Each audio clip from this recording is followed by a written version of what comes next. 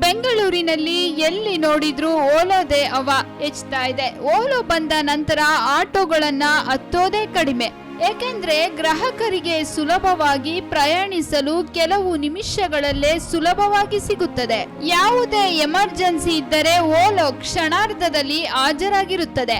ಓಲೋದಲ್ಲಿ ಮಹಿಳೆಯರಿಗೆ ಭದ್ರತೆ ಕೂಡ ಹೆಚ್ಚಾಗಿರುತ್ತದೆ.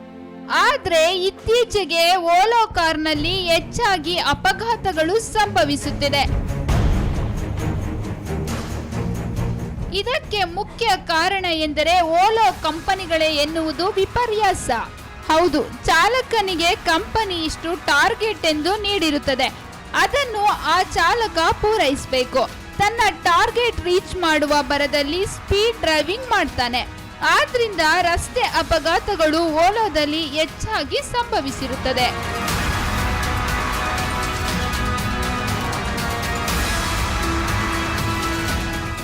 ಹೌದು, ನಾವು ಇತ್ತೀಚೆಗೆ ದೇವನಹಳ್ಳಿ ಏರ್ಪೋರ್ಟ್ನಲ್ಲಿ ಸಂಭವಿಸಿರುವ ಅಪಘಾತಗಳಲ್ಲಿ ರಸ್ತೆ ಅಪಘಾತಗಳು ಹೆಚ್ಚಾಗಿ ಓಲೋದಲ್ಲೇ ನಡೆದಿದೆ ಎನ್ನುವುದನ್ನು ತಿಳಿದುಕೊಳ್ಳಬೇಕು.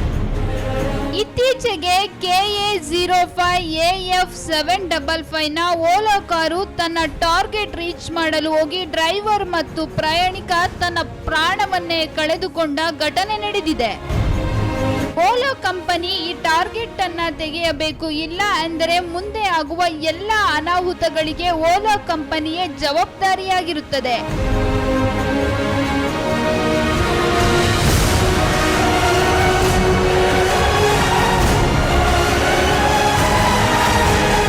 Sushmita, JTV news.